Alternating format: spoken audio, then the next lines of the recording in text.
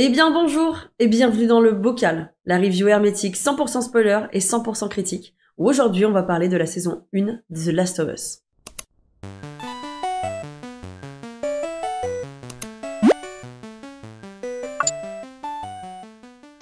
Écoutez, j'ai séché de nombreuses larmes durant cette saison 1 de The Last of Us, qui est donc la série adaptée du jeu éponyme. Il faut savoir avant toute chose que je n'ai pas joué au jeu. Je suis un œil vierge sur cette série. La seule chose que j'avais vue du jeu, c'était le passage en effet du tout premier épisode où Joel, Tommy et Sarah sont dans la voiture et passent dans la ville qui est en bordel, en apocalypse, si je puis dire. Comment vous dire que cette série m'a mis la claque de l'année, les gars. J'ai pas écrit cette vidéo, ça va être un bordel sans nom, mais il faut qu'on en parle parce que c'est honnêtement, je pense, l'une des meilleures séries, adaptations, ce que vous voulez que j'ai vu de ma vie. C'est incroyable. Je rappelle tout de suite que cette vidéo est 100% spoiler. Si vous n'avez donc pas vu la saison 1 de The Last of Us, je vais raconter toute l'intrigue. Je ne parlerai pas d'autre chose ni des jeux puisque je n'y ai pas joué et que je compte y jouer après avoir vu cette série incroyable. Peut-être même sur Twitch, qui sait. HBO et Naughty Dog décident de collaborer, ça veut dire quoi? Ça veut dire que les génies qui ont créé ce jeu ont aussi apporté leur génie et leurs conseils à l'équipe qui a créé la série. Parce que oui, on regarde pas une série comme quand on joue à un jeu. Ce sont deux expériences complètement différentes, à l'instar notamment des pourris Uncharted et Tomb Raider, qui ont voulu retranscrire l'expérience du jeu vidéo à un maximum dans le film. Bah ça marche pas. Parce qu'on regarde pas un film comme on joue à un jeu vidéo. Moi qui suis une grande fan de Tomb Raider et qui ai bouffé la dernière trilogie, quand j'ai regardé le film, j'ai cru que j'allais me tirer une balle. C'était infamissime en termes de réal, en termes de storytelling, il y avait rien. Parce qu'ils ont cru que retranscrire 2-3 cinématiques et mettre 2-3 scènes de cascade entre les deux, ça allait le faire. Je pense que The Last of Us, en tout cas HBO et Naughty Dog l'ont bien compris. Et bordel, ça se voit à l'écran, le storytelling. En fait, je vous le dis, cette vidéo, ça va être juste un pur stan. Cette série, c'est 10 sur 10. Ici, c'est un espace d'amour pour The Last of Us, la série, et après, je vais jouer au jeu.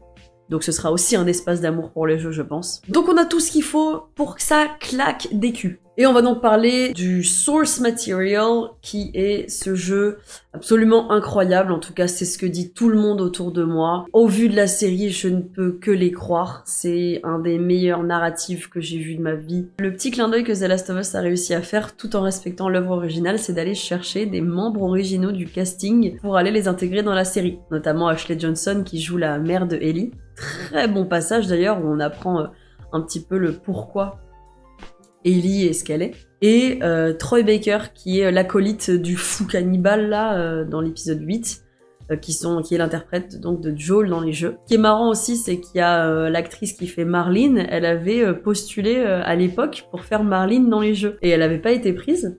Et du coup, bah là, elle a renchéri pour la série. Je trouve ça génial de ne pas avoir lâché l'affaire et c'est une belle success story pour elle. Et quand on parle du source matériel, on parle du jeu, mais on parle bien évidemment de ce casting qui a été choisi. Bon Dieu de merde, Pedro Pascal.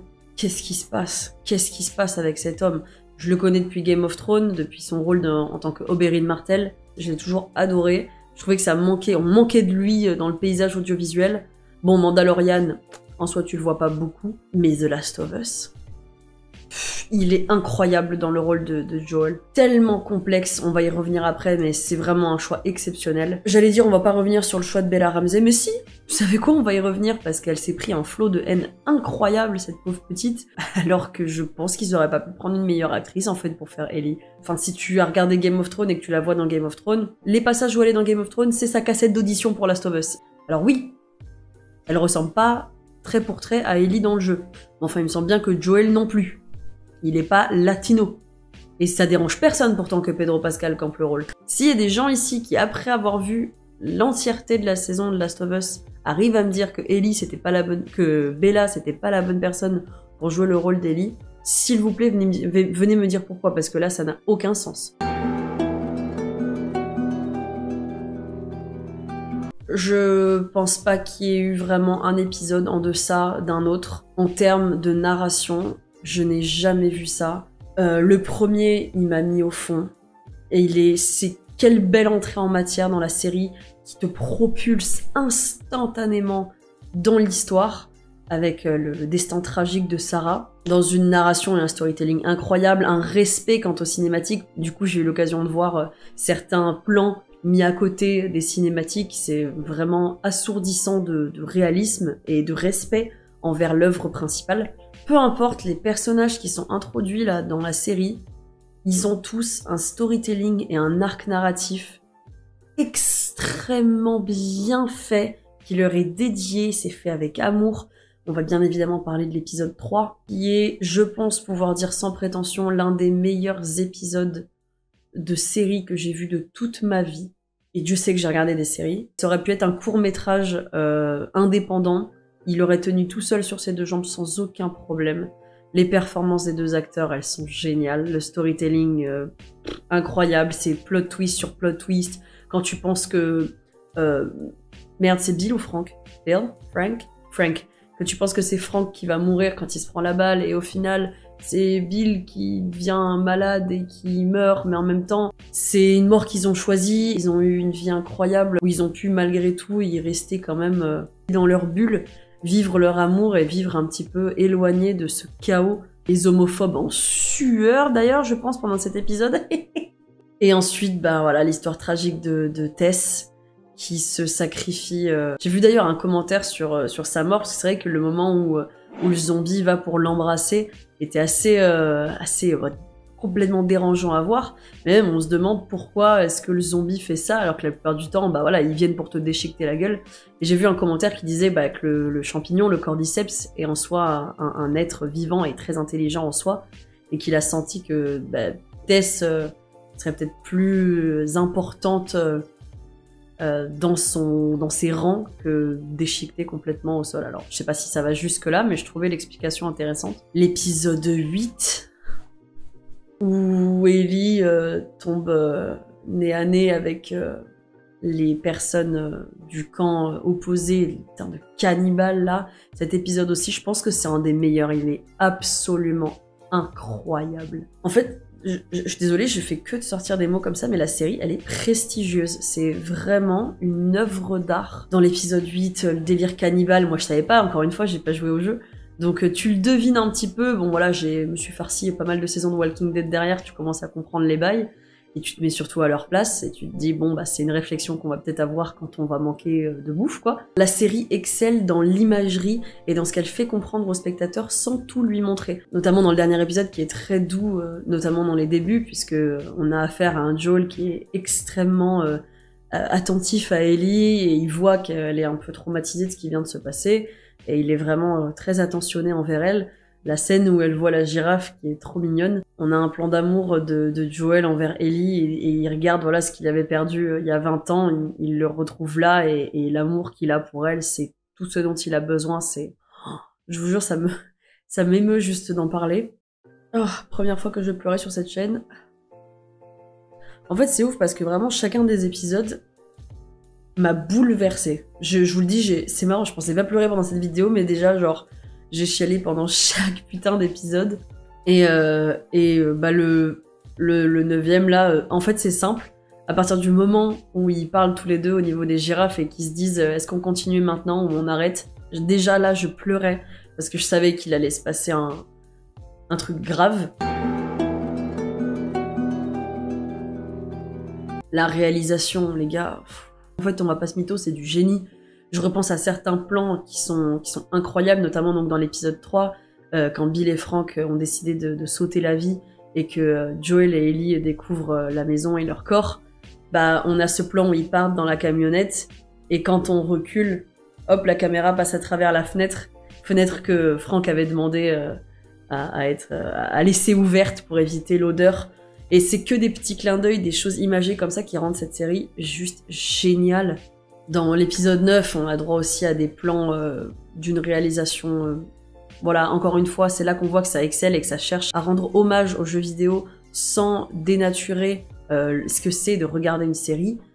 Quand Joel revient sur ses pas pour sauver Ellie, juste fracasse dans une rage tout le monde dans l'hôpital. Bah, c'est pas juste une scène d'action qui va respecter, qui apparemment est très longue dans le jeu, où tu vas fumer tout ce qui bouge. Non, c'est une scène où derrière, on voit un Joel complètement, enfin, un Pedro Pascal avec un regard vide, qui a juste une mission en tête, c'est aller chercher Ellie. Et on a une musique hyper mélancolique par-dessus, avec un son sourd, qui fait qu'on entend un peu moins l'impact des balles, parce que c'est comme ça que lui, il est dans sa tête, tu vois, il est complètement détaché et amorphe, quoi, de tout sentiment, de toute pitié. Et c'est ça qui rend la scène géniale aussi, et c'est ça qui rend la série géniale, parce que cette technique-là, elle est répétée tout le temps dans la série. D'ailleurs, j'ai remarqué un truc, je sais pas si j'ai raison ou pas, il faudrait que je vérifie, mais dans le tout premier épisode, quand ils sont dans la petite ville, et que c'est le bordel de partout, juste avant que l'avion s'écrase.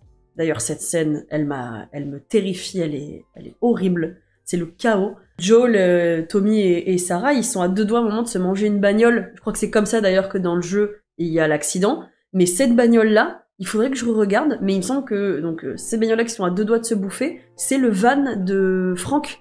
Parce qu'il est assez particulier avec le capot bleu, blanc, enfin il y a une inversion des couleurs. Et en voyant l'épisode 3 et la camionnette, je me suis dit, oh putain, mais c'est pas la camionnette de Frank, ça? J'ai pas aussi trop parlé des épisodes 4-5, il me semble, avec Sam et Henry. Bouleversant, encore une fois. Des introductions de personnages qui sont rapides, ils ont peu de temps d'écran, ils meurent rapidement, et pourtant j'ai chialé toute ma vie à chaque fois qu'il y a une histoire tragique comme ça. La scène où il doit malheureusement tuer son petit frère. Et il saute la vie juste après. L'acting de ces gens, je sais pas où ils sont allés les choper, mais il est juste stellaire. Cette scène-là et la réaction de Bella Ramsey, si tous les deux ne chopent pas des nominations au prochain Emmy Award, je vais tout péter. Cette série te prend aux tripes. Dernier épisode déchirant, parce que cette relation qui a été tissée tout au long de la saison entre Joel et Ellie se scelle, mais avec un mensonge pour le coup, et je pense que ça va être très très grave dans la saison 2 ce qui va se passer, parce que jusque-là c'était une relation basée sur la confiance absolue entre les deux, mais là je pense qu'il y a débat. En effet, Ellie, on lui a pas donné le choix, puisqu'une fois qu'ils arrivent à l'hôpital et qu'ils savent que c'est dans son cerveau qu'il va falloir aller prélever cette chose qui va devenir le remède contre le cordyceps, on comprend vite que Ellie n'a pas eu de choix. Ils la mettent immédiatement sous anesthésie pour la chirurgie, sous les ordres de Marlene. Mais Joel, lui, c'est pas ce qu'il voulait. Et du coup, il se dit, je vais la sauver, mais à aucun moment on lui demande son avis à Ellie. Alors moi, je pense que si on lui avait demandé son avis, elle aurait voulu se sacrifier pour faire que ce soit un remède, comme elle a dit, qu'ils aient pas fait tout ça pour rien. C'est là aussi que tu vois le génie de la série et du storytelling, puisque le flashback de l'épisode 9, il est vraiment pas anodin. Au-delà de donner l'origine story d'Ellie et de voir pourquoi elle est immune, ça nous permet aussi de consolider un peu le rôle de Marlene en tant que un peu maman par extension d'Ellie, parce que c'est elle qui l'a sauvée, qui s'est occupée d'elle du moins une partie de sa vie, et qui l'a sauvée et qui malheureusement doit l'envoyer à l'abattoir entre guillemets, mais pour les bonnes raisons, pour sauver l'humanité. Joel, lui, il s'en fout de sauver le monde parce que son monde à lui, c'est Ellie maintenant. C'est déchirant parce que c'est égoïste, mais en même temps, est-ce qu'on peut lui en vouloir? Comme il le dit à Ellie, il s'est passé 23 ans depuis la mort de Sarah, et pourtant, c'est pas le temps qui a guéri ses blessures, vieille de 23 ans, c'est Ellie. Donc lui, il s'en fiche bien d'avoir un monde sans cordyceps, il s'en fout maintenant. Il a Ellie, et c'est tout ce qu'il lui fallait, et ça mérite de fumer tout le monde pour avoir ça rien que pour lui, donc c'est égoïste, mais qu'est-ce que c'est compréhensible. Ah putain, c'était beau, c'était vrai, c'est déchirant, c'est beau, ça m'émeut rien que d'en parler, putain. Je pense que ça promet du lourd pour la saison 2, mais les gars, je suis pas prête, parce que, imaginez-vous, là, je suis calme, mais j'ai pleuré pendant tous les épisodes. Alors déjà, je vous imagine même pas dans les jeux ce que ça va être. Ça va être vraiment infâme. Honnêtement, je pense que je pourrais parler de cette série pendant des heures, ça va devenir une de mes grandes favorites. Vous, qu'est-ce que vous en avez pensé? Est-ce que vous jouez au jeu et vous avez regardé la série? Est-ce que vous êtes comme moi, vous étiez... putain, je peux chialer. Est-ce que vous étiez vierge de tout contenu et vous avez découvert la série comme ça. Est-ce que ça vous a donné envie de jouer au jeu, si c'est le cas? Je vous invite à me donner votre avis en commentaire, s'il vous plaît. Moi j'ai regardé la série et j'ai quelques proches qui la regardent, mais ça m'intéresse toujours d'avoir vos avis et de savoir un petit peu quelles étaient vos attentes et est-ce qu'elles ont été respectées. En tout cas, c'est la claque de 2023 pour moi. 2022-2023. 9 épisodes intenses, déchirants, émouvants, complexes. N'oublie pas de t'abonner si t'as apprécié ce contenu, si tu souhaites regarder mes autres vidéos ou juste tout simplement pour me soutenir, ça fait toujours plaisir. Et nous, on se dit à très bientôt. Je pense que je vais continuer un moment sur les écoutes d'albums parce que j'en ai pas mal dans ma liste là, ça commence à s'accumuler. Perso, je vais aller me moucher et essayer d'arrêter de chialer pour cette série. Je vais probablement tester Twitch et je pense que The Last of Us ce sera le premier jeu auquel je jouerai. Vous pouvez d'ores et déjà, si vous voulez, aller me follow sur ma chaîne Twitch, c'est Amélie Réagit. Portez-vous bien, prenez soin de vous, je vous dis à bientôt et je vous fais des bisous.